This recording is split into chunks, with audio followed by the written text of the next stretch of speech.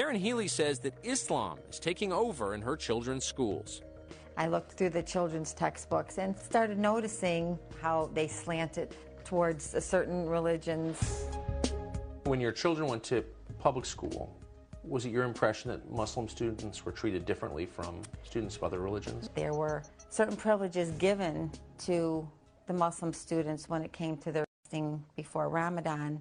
They were taken into different rooms during lunchtime. That was one reason why I chose to put my daughter Molly back into a parochial school. Did you raise this with the school? I did.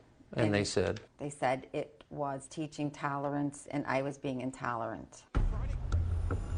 Out of 307 million Americans, 1.8 million identify themselves as Muslim American. That's less than 1% of the population. And yet for the past 2 decades, Muslims have had considerable influence over textbook content. The teachers know nothing about Islam.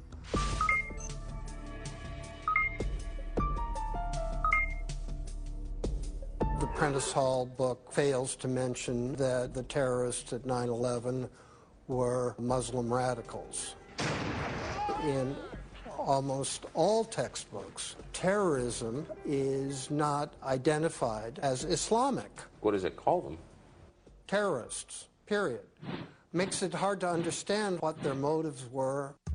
In a cowardly way, being deferential to the Council on Islamic Education, which Houghton Mifflin uses as a consultant. The editors removed jihad and Sharia from their high school books. We were known for the last 19 years as Council on Islamic Education. 2 years ago, we changed the name to Institute on Religion and Civic Values. Since 1990, Shabir Mansouri has been active in California textbook publishing to improve how Muslims are portrayed. He works with publishers including Houghton Mifflin and McGraw-Hill.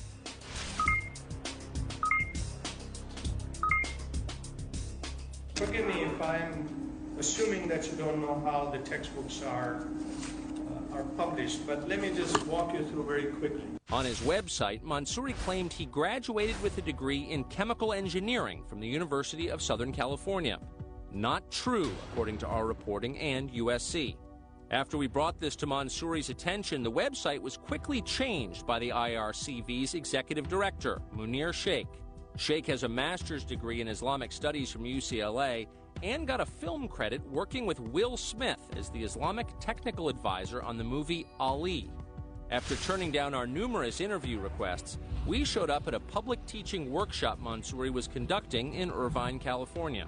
We were able to provide at least based on our expertise is on the state standards and the First Amendment guide, Constitution guide, to teach about world religions. We were able to make those changes in the textbooks. Can I ask you a quick question? You know, Fox News producer. I can't.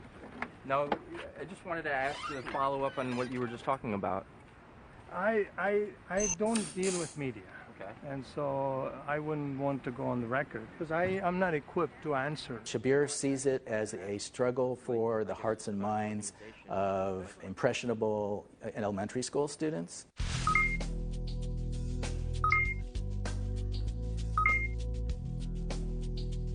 It's not a level playing field at all in American public schools among the 3 religions. Muslim beliefs are taught as historical fact, whereas Christianity and Judaism are qualified properly. When they talk about Christianity, Jesus is believed to be the Messiah. The tone of skepticism on Moses' claim to have received the 10 Commandments, he could have made the whole thing up.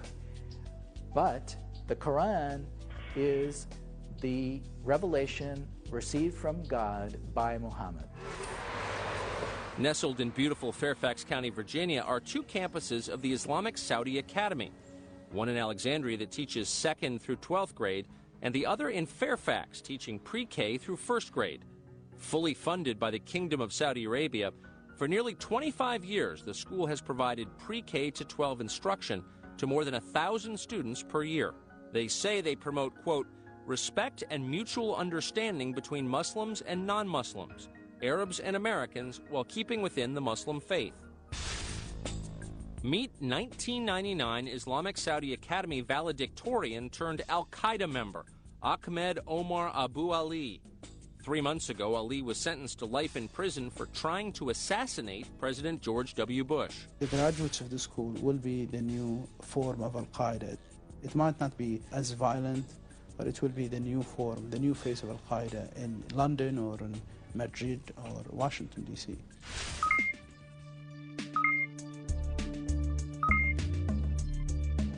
Ali Al-Ahmed is a Shia Muslim and a Saudi national. He is concerned that the ISA promotes radical Islam. They consider anybody who is not a Muslim or lives under Muslim rule, they consider that person to be unprotected, meaning that that person's death or killing is not considered a sin or a murder. In 2006, Ahmed wrote this report, which concluded that, quote, the Saudi public school religious curriculum continues to propagate an ideology of hate toward the unbeliever. If you teach somebody from the age of 6 until the age of 18, you have them for the rest of your life, and that's it. You don't have to spend a penny. And that is part of the Grand Saudi plan. Shortly after the report was issued, the United States Commission on International Religious Freedom, an official government body, urged the State Department to demand ISA's textbooks be scrutinized for materials that, quote, promote violence, discrimination, or intolerance based upon religion or belief. The Saudi government agreed that within 2 years it would, quote, revise and update textbooks to remove remaining references that disparage Muslims or non-Muslims, or that promote hatred toward other religions or religious groups. They brought 2 American professors who have some knowledge of Arabic and textbooks, and they removed the obvious, kill the Jews, hate the Christians, they are our enemy stuff. This letter, obtained by Fox News reporting, confirms that then Brown University visiting fellow Dr. Eleanor Abdullah D'Amato and University of North Carolina Charlotte anthropology professor Dr. Gregory Sterrett reviewed the 2008-2009 1st through 12th grade textbooks. They assured the ISA's Director General, Abdul Rahman Agolfeli, quote, these 12 books do not contain inflammatory material, nor do they encourage students to exhibit intolerance or violence against others. We translated portions of the same textbooks with an Arab linguist and discovered otherwise. Quote, the aforementioned infidel nations ought to be tortured. Quote, Allah, may he be exalted, vowed to prepare a flaming fire that will roast those who disbelieved and burn their skin until they lose senses and feelings. This passage covers marriage. When one party is unable to give consent, such as a person with mental illness, a boy and the underage girl, a father or the guardian is permitted to give them into marriage. They have not changed the message of those textbooks. They have expunged a part of the curriculum to avoid critical reporting by Fox News and other leading news organizations. Back in Fairfax, the county held hearings to evaluate a zoning variance to expand the academy's campus size. Next, we have Captain Mohammed Wasim. And some blogs went as far as calling it breeding ground for terrorism. So before I could take my soldiers to the academy, my job as an executive officer and security manager was to make sure the academy was safe and conducive to learning environment. The majority of the hijackers from 9/11 were Saudi nationals. They seem to think it's funny. Okay, all right. Excuse me. Please address the commission. I'm going to ask people who are opposed to the Saudi academy expansion to please stand. We believe it is a madrasa. But it's a private school, funded privately. Owned and operated by the Saudi government. Right, by the Saudi government. Yeah. But it's not taking U.S. tax dollars. So why is it our business what they teach? We believe they're teaching sedition. We talk about the children in these schools. They are victims. Their parents want them to have an education. If they realize it or not, they are being subjected to very toxic teaching that makes them grow up in this country and feel that they are alien, that they have to hate their neighbors. And so the motion passes 6-4. I find it shocking that 6 of them would vote for it, frankly.